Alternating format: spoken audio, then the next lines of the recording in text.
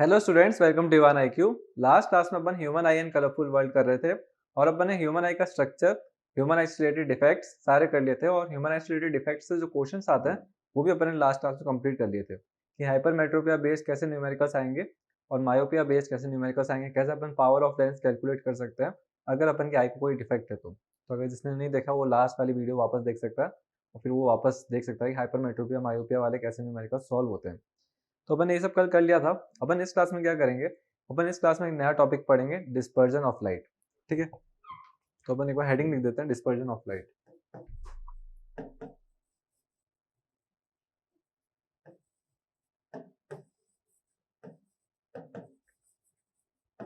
अब मतलब mainly dispersion of light से पहले क्या करना है, अपन को प्रिज्म के थ्रू रिफ्रैक्शन देखना है कि डिस्पर्जन ऑफ लाइट में मतलब क्या है। पहले अपन को देखना होगा कि रिफ्लेक्शन ऑफ लाइट कैसे होता है प्रिज्म के थ्रू। तो प्रिज्म में कैसे रे डायग्राम बनते होंगे, अगर एक व्हाइट लाइट प्रिज्म से अटैच होगी तो कैसे रिफ्लेक्ट होने के बाद पास होगी, अपन को मेनली वो देखना है।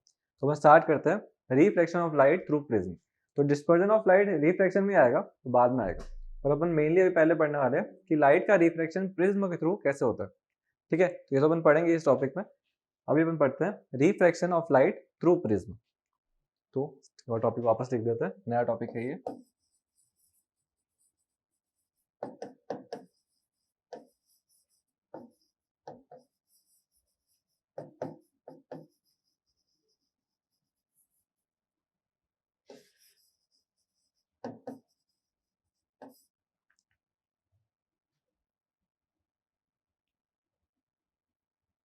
ठीक है, ठीक है।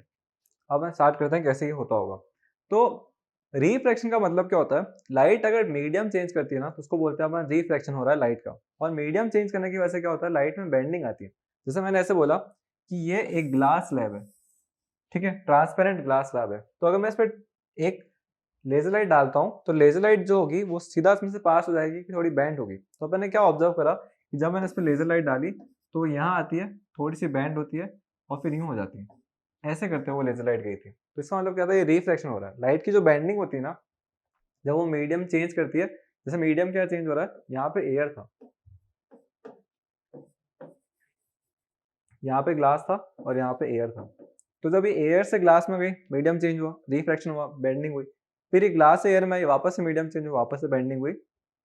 तो ये होता है पूरा प्रिंसिपल लाइट का रिफ्रैक्शन का। रिफ्रैक्शन का मतलब होता है कि मीडियम चेंज होना। और मीडियम जब जब चेंज होता है तब तक लाइट की स्पीड चेंज होती है। जैसे एयर में वो फास्ट ट्रेवल करेगी, जैसे ही वो ग्लास में जाएगी तो उसकी स्पीड कम हो जाएगी। स्पीड कम होने की वजह से क्या होगा कि वो थोड़ी सी बैंड हो जाएगी नॉर्मल की तरफ। और जब वो वापस से एयर में जाएगी तो वो रेयर मीडियम में जाती है, उसकी स्पीड वापस तेज हो जाएगी। तो उससे क्या होगा, वो नॉर्मल से दूर जाएगी। तो ये कुछ लॉस होते थे जो अपने लाइट वाले चैप्टर में पूरे पढ़े थे। अभी अपन बस को रिवाइज कर रहे थे। अपन वही लॉस को अपने इम्प्लाई करेंगे जब हम प्रिज्म के थ्रू रिफ्रैक्शन देखेंगे। ठीक है, तो हम प्रिज्म के थ्रू रिफ्रैक्शन देखते हैं। एक लाइट बंद है, उसको चालू करो, मैं कट कर देना इस पार्ट को।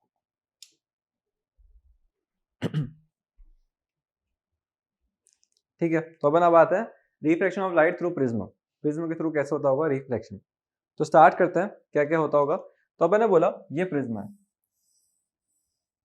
ये क्या होता है, जैसे अपन ऐसे सोचें कि ट्रायंगल का कांच बना हुआ है। ठीक है, एक कांच है जो ट्रायंगुलर शेप में है और ये 3D में बाहर आ रहा है। ठीक है, तो ये पूरा 3D में बाहर आ रहा होगा। ऐसा मतलब ये फ्रेम, ये फ्रेम, ये पूरा ऐसे बाहर आ रहा होगा। इसको अगर अपन साइड से देखेंगे तो ये ऐसा कुछ दिखता है। ठीक है, अप्रोक्सीमेटली ऐसा, ऐसा तो नहीं, वापस बनाते हैं।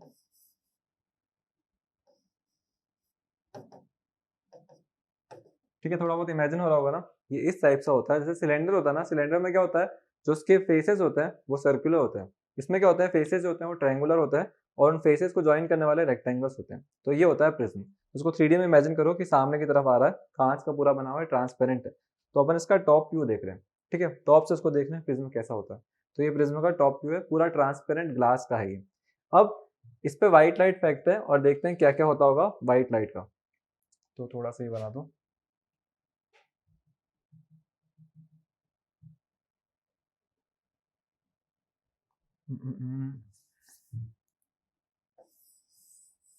ठीक है, ये अपना प्रिज्म है। कोई भी व्हाइट लाइट फेंकता है, जैसे ये व्हाइट लाइट की लाइट इस पे इंसिडेंट हुई। तो ये लाइट कहाँ जाएगी? सबसे पहले ये एयर से आ रही है और ये ग्लास में जा रही है, तो ये रेयरर से डेंसर मीडियम में जा रही है। अब लाइट को जाना क्या चाहिए? स्ट्रेट जाना चाहिए। लाइट का पाथ हमेशा स्ट्रेट होगा, पर मीडियम चेंज होगा तो रिफ्रैक्शन होगा, और रिफ्रैक्शन होगा तो रिफ्रैक्शन के लॉज अप्लाई करने पड़ेंगे और फिर देखना पड़ेगा बेंडिंग कैसे हो रही है। तो लाइट का रियल पाथ क्या होना चाहिए? ये, ठीक है, लाइट को जाना ऐसे स्ट्रेट से ही है, कोई भी बेंडिंग नहीं होनी चाहिए। पर एक्चुअल पाथ क्या होगा? उसके लिए अपन को नॉर्मल ड्रॉ करनी पड़ेगी।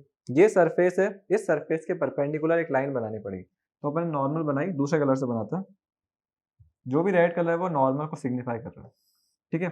ये आ गई सरफेस के परपेंडिकुलर एक लाइन, ठीक है, नॉर्मल। लाइट जब भी रेयरर से डेंसर में जाती है ना, तो नॉर्मल की तरफ जाती है, ठीक है। ये अपने लॉ ऑफ रिफ्लेक्शन में पढ़ा था। तो लाइट क्या करेगी? स्ट्रेट नहीं जाके क्या जाएगी? नॉर्मल की तरफ हो जाएगी। तो नॉर्मल से थोड़ी नॉर्मल की तरफ हो जाएगी, तो लाइट का एक्चुअल पाथ हो जाएगा ऐसा, नॉर्मल की तरफ होगी। ये हो गया लाइट का एक्चुअल पाथ। अब लाइट को क्या जाना चाहिए? स्ट्रेट जाना चाहिए। तो लाइट को ऐसे स्ट्रेट जाना चाहिए। एक मिनट,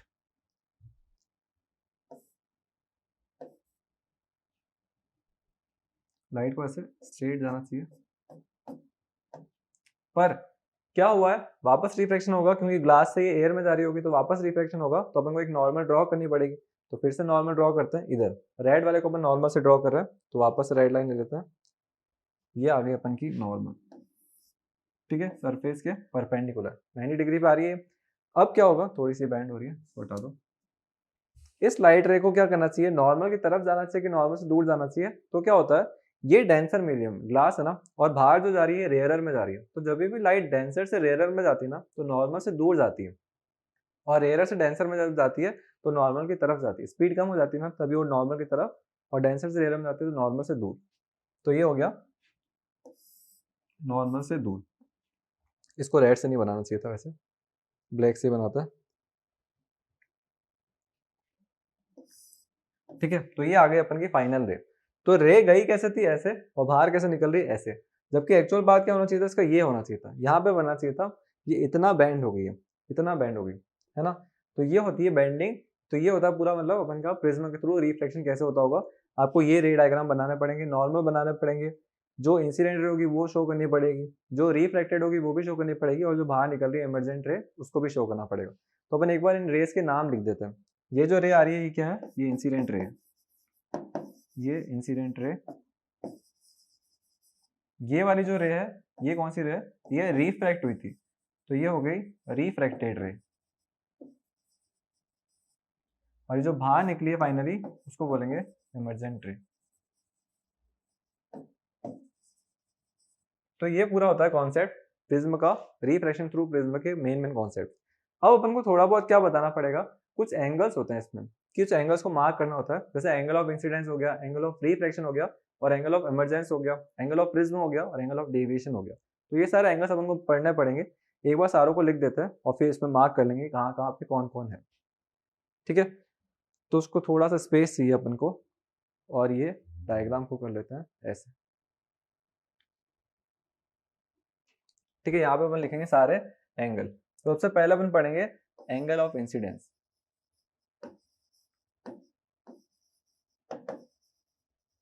ठीक है। कैसे मार्क करा हुआ होगा? वो स्मॉल आई से। फिर अपन पढ़ेंगे एंगल ऑफ रिफ्रैक्शन, वो डिनोट हुआ हुआ होगा स्मॉल आर से। फिर पढ़ेंगे एंगल ऑफ इमरजेंस, वो डिनोट कर देंगे स्मॉल ई से। फिर पढ़ेंगे एंगल ऑफ डेविएशन, वो अपन डिनोट करेंगे डेल्टा से। ये एक न्यू सिंबल है, ठीक है। इसको क्या बोलते हैं? इसको बोलते हैं डेल्टा। हर बुक में अलग अलग है। अगर आपको डेल्टा सिंबल थोड़ा हार्ड लग रहा है तो आप एनसीईआरटी के हिसाब से चल सकते हो, उन्होंने सिर्फ डी बोला है। आप उसको एंगल डी भी बोल सकते हो, मैंने डेल्टा लिखा क्योंकि अलग अलग हायर क्लासेस में आप डेल्टा के हिसाब से पढ़ोगे, तो मैंने डेल्टा ही लिख दिया। तो एंगल ऑफ डेविएशन हो गया, और एक होता है एंगल ऑफ प्रिज्म,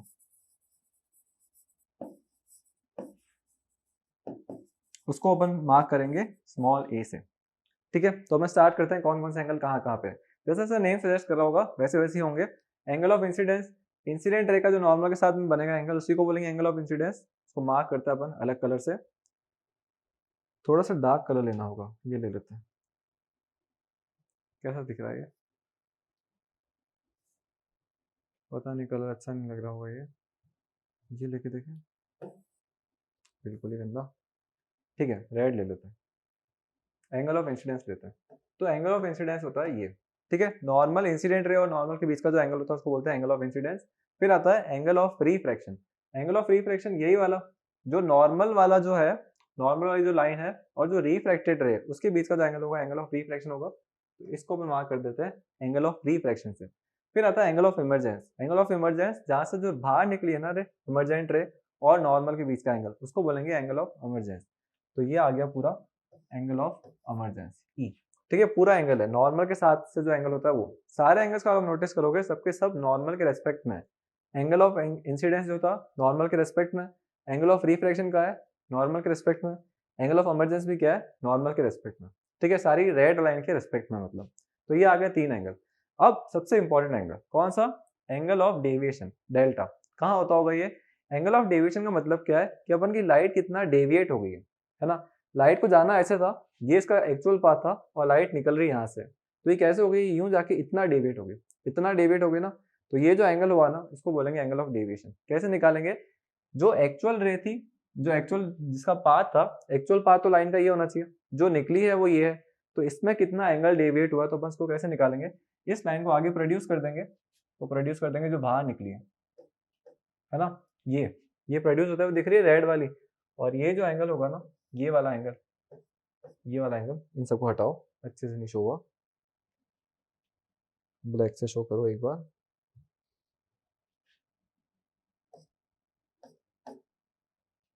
ठीक है, उसको अच्छे से मार्क करता है। ये रेड वालों को भी हटाना पड़ेगा, अच्छे नहीं लग रहे हैं थोड़ा सा, एक मिनट।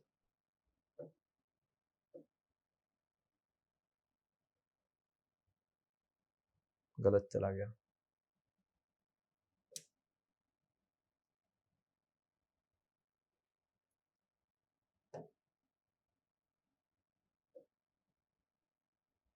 ठीक है,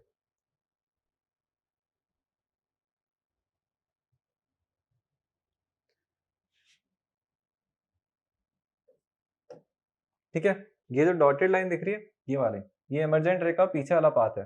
तो ये एक्चुअल रे है, ये इमरजेंट रे है। तो ये जो एंगल डेविएट हुआ ना इसका, ये इतना सा एंगल डेविएट हुआ, ये वाला एंगल,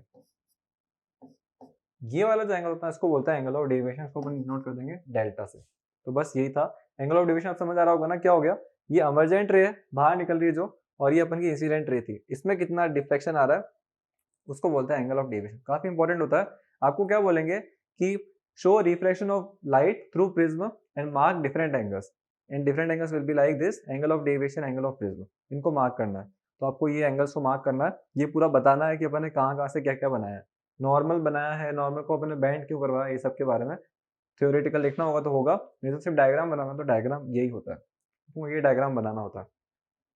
तो ठीक है, ये अपन को पूरा डायग्राम आ गया। एक बचता है angle of prism. Angle of prism का मतलब क्या होता है, जो उसके 2 फेसेस है ना, उसके बीच में कितना एंगल है। जैसे इसके 3 फेसेस हैं, एक ये और एक ये, तो 2 फेसेस का जो एंगल होता है ना, उसको बोलते हैं एंगल ऑफ प्रिज्म, मतलब ये वाला। ठीक है, ये हो गया ए से डिनोट। तो बस अपन को ये पता होना चाहिए कि एंगल ऑफ डेविएशन क्या होता है, एंगल ऑफ प्रिज्म क्या होता है, angle of incidence, angle of emergence और एंगल ऑफ रिफ्लेक्शन। तो ये पूरा पार्ट खत्म होता है reflection of white light through prism. Prism के थ्रू रिफ्लेक्शन होगा तो कैसे लाइट बैंड हो जाती है, तो उसका एक्चुअल पाथ ये होना चाहिए था और वो इतना बैंड हो जाती है। ठीक है, जैसे मैं लेजर लाइट अगर यहाँ से डालता तो मैं सोचता कि यहाँ पे पॉइंट बनेगा, और जबकि पॉइंट का बन रहा था यहाँ पे। लेजर लाइट का इतना डिफ्लेक्शन आया है, और ये जो डिफ्लेक्शन होता है इसी को बोलते हैं एंगल ऑफ डिफ्लेक्शन या एंगल ऑफ डेविएशन। दोनों मैंने लिख दिया, एंगल ऑफ डेविएशन लिखा है, एंगल ऑफ डिफ्लेक्शन भी बोलते हैं। इसको एक बार और भी लिख देते हैं, और डिफ्लेक्शन। ठीक है, तो ये पूरा खत्म होता है। अब अपन आते हैं अपने मेन टॉपिक पे, डिस्पर्जन। डिस्पर्जन क्या होता है, तो न्यूटन जो था ना, आइजैक न्यूटन, उन्होंने बहुत सारे एक्सपेरिमेंट्स करे प्रिज्म के थ्रू। प्रिज्म के थ्रू जैसी लाइट डालते थे, व्हाइट लाइट, सनलाइट को जब डालते थे, तो क्या ऑब्जर्व करते थे, हर बार 7 कलर्स निकल रहे हैं। मतलब यहाँ से व्हाइट लाइट आ रही है और यहाँ से 7 कलर्स निकल रहे हैं। तो उन्होंने इतने एक्सपेरिमेंट करे, फिर उन्होंने कंक्लूड ही कर दिया कि जो व्हाइट लाइट होती है ना, उसमें 7 कलर्स होते हैं। 7 कलर्स कौन से, विबग्योर वाले, जो रेनबो वाले होते हैं। तो उन्होंने बोला कि 7 कलर्स को जब मैं एक साथ बना रहा था तो व्हाइट लाइट आ रही थी, और जब मैं व्हाइट लाइट को पास करवा रहा था तो 7 कलर्स आ रहे थे। इसका मतलब ये दोनों एक दूसरे से बने हुए हैं। व्हाइट लाइट 7 कलर से बनी हुई है, और 7 कलर्स को मिक्स करेंगे तो वापस से व्हाइट लाइट मिलेगी। तो उसने इसका एक्सपेरिमेंट करा, न्यूटन्स डिस्क। उसको अपन देखते हैं उसने क्या करा।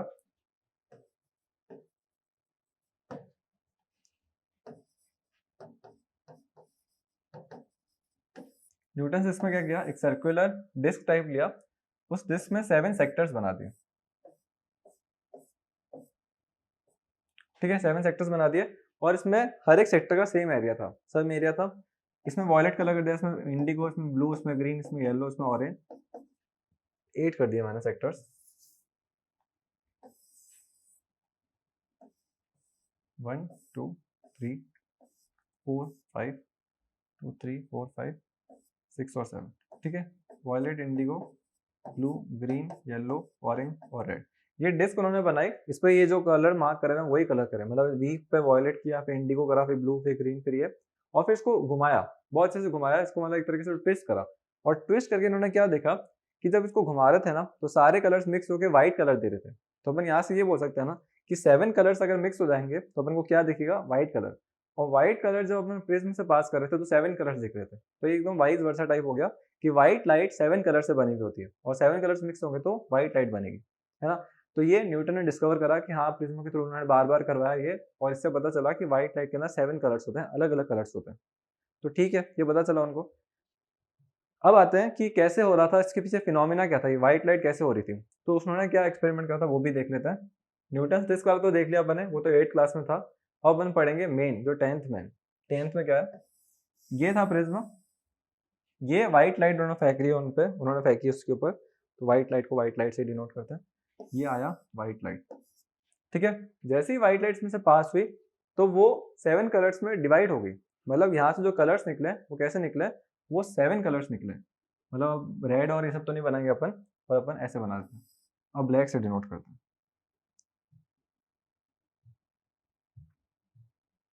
ठीक है, यहाँ से ये निकला, फिर ये, फिर ये, फिर ये, 1 2 3 4 5 6 7 7। ठीक है, ठीक है, तो ये पूरा निकला। कैसे कलर्स निकले, ये वॉयलेट निकला, ये इंडिगो निकला, ये ब्लू, ये ग्रीन, ये येलो, ये ऑरेंज और ये रेड।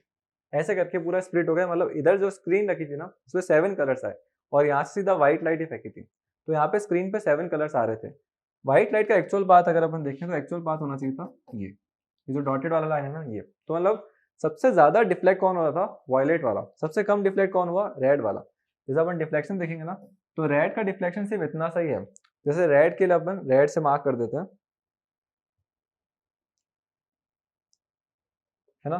रेड का डिफ्लेक्शन सिर्फ इतना सा था, और वॉयलेट का जो डिफ्लेक्शन था ना उसको एक बार व्हाइट से मार्क कर लेते हैं, इतना था। ठीक है, तो सबसे ज्यादा कौन सा एंगल डेविएट हो रहा था, सबसे ज्यादा एंगल, सबसे ज्यादा मतलब ऐसे बोलते हैं डिफ्लेक्ट हुआ, वो कौन हुआ, तो वॉयलेट हुआ, और रेड सबसे कम हुआ। यहाँ से मतलब उसको ये पता चला कि हाँ ये होता है, व्हाइट लाइट जैसे ही पास होती है प्रिज्म से तो 7 कलर्स दिखते हैं।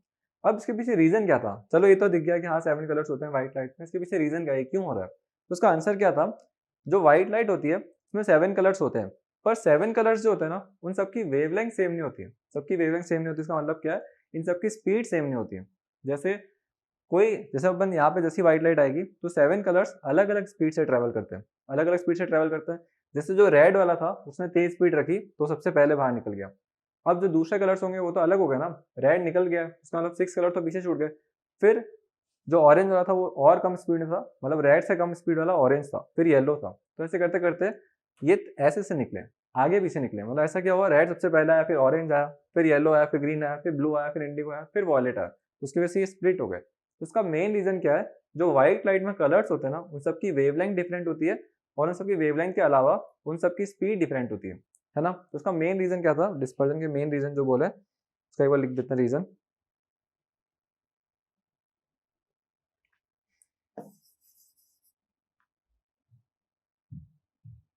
ठीक है, ऑल दी 7 कलर्स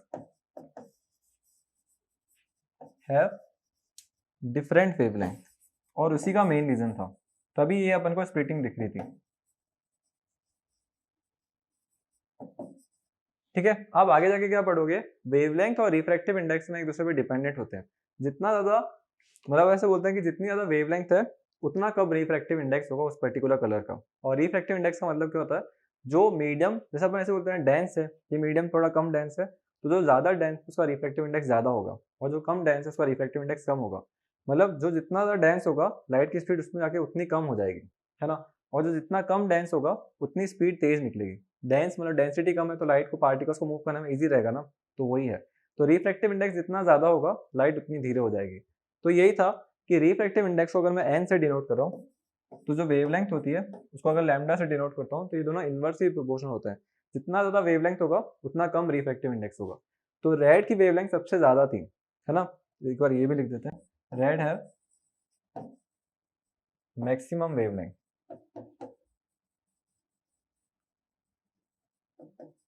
और जो वॉयलेट था ना उसकी सबसे मिनिमम थी। वॉयलेट है minimum wavelength.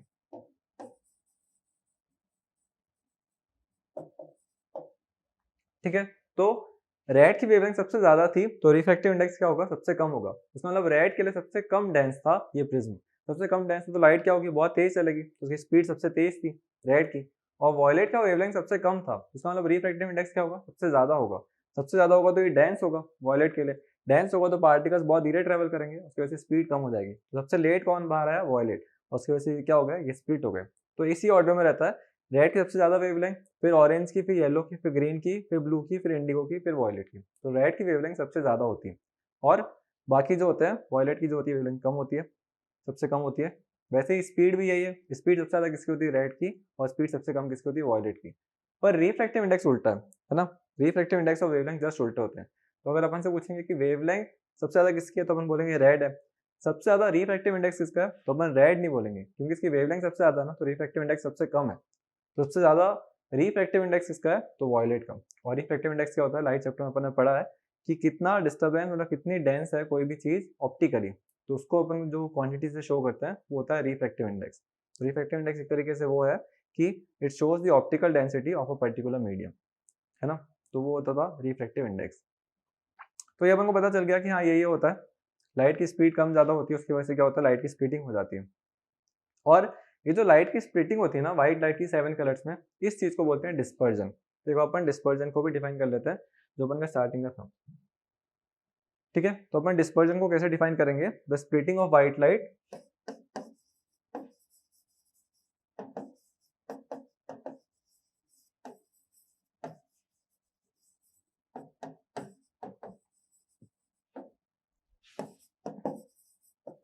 into its constituent colors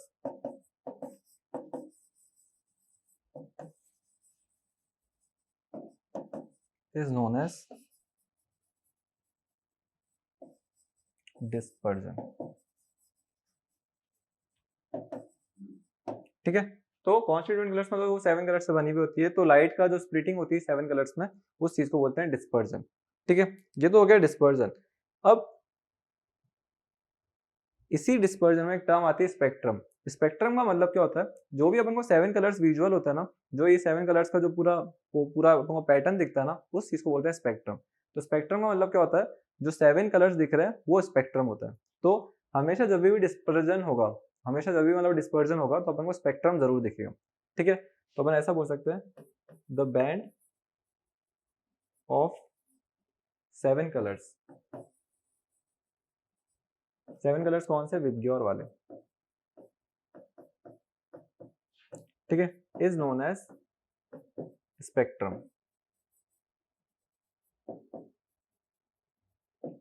तो ये आ गया अपन का स्पेक्ट्रम। तो जो बैंड होता है 7 कलर्स का, उस चीज को बोलते हैं अपन स्पेक्ट्रम। तो स्प्लिटिंग जो होती है व्हाइट लाइट की कॉन्स्टिट्यूएंट कलर्स में, उसको बोलेंगे अपन डिस्पर्जन। और जो बैंड होता है 7 कलर्स का, मतलब जो 7 कलर्स दिखते हैं एक साथ में, उसको बोलते हैं स्पेक्ट्रम। कोई कोई बच्चे स्पेक्ट्रम और डिस्पर्जन से एक दूसरे से कंफ्यूज होते हैं कि स्पेक्ट्रम और डिस्पर्जन सेम ही होते हैं, और दोनों डिफरेंट है। डिस्पर्जन एक प्रोसेस है और स्पेक्ट्रम एक कलर का जो अपन को दिखता है ना सामने, वो स्पेक्ट्रम होता है। जैसे मेरे को कहीं पे भी रेनबो है तो रेनबो एक स्पेक्ट्रम है, 7 कलर्स एक साथ दिखता है। जहाँ पे भी 7 कलर्स एक साथ दिख रहे हैं, जहाँ पे बैंड दिखता है 7 कलर्स का, वो स्पेक्ट्रम होता है। ठीक है, तो ये अपने पूरा कंप्लीट करा डिस्पर्जन। डिस्पर्जन के लिए कौन रिस्पॉन्सिबल है, तो प्रिज्म। प्रिज्म के थ्रू डिस्पर्जन होता है, और ये किसने डिस्कवर करा था, न्यूटन ने। न्यूटन ने प्रिज्म के थ्रू व्हाइट लाइट पास करी, उसने देखा कि हाँ 7 कलर्स दिख रहे हैं। तो ये पूरा होता है। अब न्यूटन सिर्फ यहाँ तक नहीं रुके, न्यूटन ने और भी सोचा, वो भी देखते हैं न्यूटन ने आगे क्या सोचा। न्यूटन ने क्या सोचा कि एक प्रिज्म जैसे अपन लिया, यहाँ से मैंने व्हाइट लाइट डाली तो ये 7 कलर्स में स्प्लिट हो रहा था। तो अपन अगर एक और प्रिज्म रख दें तो क्या पता हर एक जो कलर है वो और स्प्लिट होता हो और डिफरेंट कलर्स में। जैसे जो रेड कलर है वो और क्या पता स्प्लिट होता हो, तो उसने और प्रिज्म रखा है यहाँ पे और फिर 7 लाइट्स को वापस पास करा और उसने क्या नोटिस करा कि वापस 7 कलर्स ही मिले, मतलब वो और स्प्लिट नहीं हो रहे थे, मतलब उसने और भी बहुत सारे रखता गया, तो उसने यही ऑब्जर्व करा कि वो फर्दर स्प्लिट नहीं हो रहे थे। तो यहाँ से उसने कंक्लूड करा कि जो व्हाइट लाइट होती है वो 7 कलर्स ही बनी हुई होती है, ठीक है। पर उसने एक और एक्सपेरिमेंट करा, उसने सोचा इसको थोड़ा उल्टा करके देखते हैं, उल्टा करेंगे तो क्या होता है। जैसे ये अपना प्रिज्म लिया, यहाँ से उसने व्हाइट लाइट फेंकी और यहाँ से 7 कलर्स का बैंड निकला। सबसे ऊपर कौन था, रेड, और सबसे नीचे कौन था, वायलेट। अब इसने यहाँ पे एक रिवर्स प्रिज्म रखा, उल्टा प्रिज्म, और इसको यहाँ पे मतलब उसने फॉल करवाया दोनों लाइट्स के बैंड को। तो उसने क्या ऑब्जर्व करा कि ये दोनों एक ही हो गए और यहाँ से व्हाइट लाइट निकली। तो यहाँ से प्रूव हुआ कि व्हाइट लाइट 7 कलर से बनी हुई है और 7 कलर्स को मिलाने से वापस से व्हाइट लाइट मिलती है ना, क्योंकि यहाँ तो अपन को बैंड दिखा था और यहाँ पे वो वापस से व्हाइट लाइट निकली थी। तो ये पूरा उसने एक्सपेरिमेंट करा, जब अपन ने उसने रिवर्स प्रिज्म को रखा, उसने ऑब्जर्व करा कि हाँ वापस से अपन को 7 कलर्स का मिक्सचर मिला जो व्हाइट लाइट थी, ठीक है। ये भी न्यूटन का एक्सपेरिमेंट था, न्यूटन, ठीक है। यहाँ से व्हाइट लाइट डाली है, वापस अपन को व्हाइट लाइट मिली है, यहाँ पे 7 कलर्स का बैंड मिला पूरा। ये पूरा उसने देखा कि हाँ भाई बात सही है कि व्हाइट लाइट 7 कलर से बनी हुई होती है और 7 कलर्स को मिक्स करेंगे तो वापस से व्हाइट लाइट मिलेगी। तो ये पूरा उसने देखा, अपन को मेन टर्म्स पता चल गई है। डिस्पर्जन क्या होता है, प्रिज्म के थ्रू डिस्पर्जन क्यों होता है, उसका रीजन क्या था कि सब अलग अलग वेवलेंथ के होते हैं और सब अलग अलग वेवलेंथ की वजह से अलग अलग स्पीड से ट्रेवल करते हैं, कोई पहले निकलता है कोई बाद में निकलता है, उसकी वजह से स्पीडिंग की वजह से चेंज हो जाता है। तो ये पूरा अपन ने पढ़ा। पर आपके दिमाग में क्वेश्चन आ रहा होगा कि ग्लास लैब के थ्रू भी तो यही होना चाहिए था। जैसे ये ग्लास लैब थी, इसके थ्रू जब मैंने सनलाइट पास करी तो सनलाइट की सिर्फ बेंडिंग हुई थी, 7 कलर्स नहीं दिखे थे। तो सनलाइट जब अपन ग्लास लैब के थ्रू पास कर रहे हैं तो जैसे ही मीडियम में आएगी तो सबसे पहले कौन निकलना चाहिए था, रेड निकलना चाहिए था ना। तो यहाँ पे भी तो 7 कलर्स आने चाहिए थे ऐसे, तो यहाँ पे क्यों नहीं आए और प्रिज्म में क्यों आ रहे हैं। तो इसका रीजन क्या है, जो ग्लास लैब होती है ना, जैसे ग्लास लैब है, ये अपन की इंसिडेंट रे, ये अपन की नॉर्मल की तरफ बेंड होती है, तो ये ऐसे, फिर अपन वो बनाएंगे नॉर्मल से दूर जाती है ऐसे, ठीक है। अब देखना जो इंसिडेंट रे का एक्चुअल पाथ है और जो अमरजेंट रे है वो दोनों आपस में पैरेलल लग रही है, ठीक है। ये पैरेलल, पूरी पैरेलल रे। तो अगर ऐसे बोलते ना कि रेड पहले निकल भी गया तो क्या होगा, पैरेलल होने की वजह से बहुत सारी बीम ऑफ लाइट आएगी, तो रेड के ऊपर 6 कलर्स ओवरलैप जाएंगे, ओवरलैप होंगे तो क्या होगा, वापस से व्हाइट लाइट दिखेगी। और ऐसे बहुत सारे जब होंगे, जैसे स्प्लिटिंग हो भी रही है तो सब कुछ ओवरलैप होके वापस अपन को व्हाइट लाइट मिलेगी। लेकिन प्रिज्म में पैरेलल नहीं निकलती है। प्रिज्म में अगर अपन ढंग से देखोगे, ये था प्रिज्म का डायग्राम। इंसिडेंट रे को देखो और इमर्जेंट रे को देखो, ये अपन की इंसिडेंट रे, ये अपन की इमर्जेंट रे, कहीं से भी पैरेलल नहीं लग रही है, तो इनका पाथ पैरेलल नहीं होता है, तो जो ओवरलैपिंग होती है वो होती ही नहीं है। और ग्लास लैब में ओवरलैपिंग होने की वजह से वापस अपन को व्हाइट लाइट मिलती है, लेकिन प्रिज्म में नहीं मिलती है। तो ऐसा नहीं है कि हर रिफ्रैक्शन के अंदर अपन को 7 कलर्स दिखेंगे, कुछ ही रिफ्रैक्शन में 7 कलर्स दिखते हैं और वो फिक्स ही होते हैं। प्रिज्म में अपन को 7 कलर्स दिखते हैं, रेनबो के टाइम में दिखता है। तो जनरली अपन ऐसा बोल सकते हैं कि जो डिस्पर्जन होता है ना, उसके लिए कौन सा टूल रेस्पॉन्सिबल है, तो वो प्रिज्म होना चाहिए। प्रिज्म होगा तभी अपन को 7 कलर्स दिखेंगे, क्योंकि जहाँ पे पैरेलल बीम नहीं निकलेगी वहां पे 7 कलर्स दिखेंगे, ठीक है। तो डिस्पर्जन के लिए एक तरीके से क्या है कि लाइट एक ट्रांसपेरेंट मीडियम से पास ही हो रही है, तो डिस्पर्जन एक एडवांस वर्जन है रिफ्रैक्शन का, है ना। जैसे होना क्या चाहिए था, अपन सोचते कि रिफ्रैक्शन होना चाहिए था, बस 7 कलर्स में स्प्लिट हो गया तो एक नया फिनोमिना बन गया, उसको बोला अपन ने डिस्पर्जन, है ना। डिस्पर्जन एक नेचुरल फिनोमिना अपन हर जगह देखते ही है। कभी कभार अपन सोप बबल्स को ढंग से देखते हैं तो उसमें 7 कलर्स दिखते हैं, वो क्या है, वो डिस्पर्जन है। रेनबो देखते हैं तो वो भी 7 कलर्स दिखते हैं, और भी बहुत जगह पर हमको 7 कलर्स दिखते हैं। तो मेनली इसी के ऊपर बेस्ड है। और हमें थोड़ा बहुत वन वर्ड्स के हिसाब से याद रखना पड़ेगा कि वेवलेंथ सबसे ज़्यादा किसकी है, सबसे कम किसकी है। तो बस होप करता हूँ सेशन अच्छा लगा होगा, और आज के लिए इतना ही।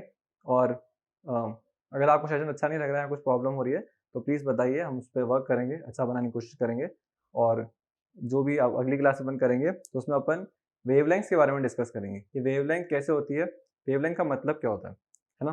तो अभी के लिए थैंक यू और जुड़े रहिए हमारे ऐप से।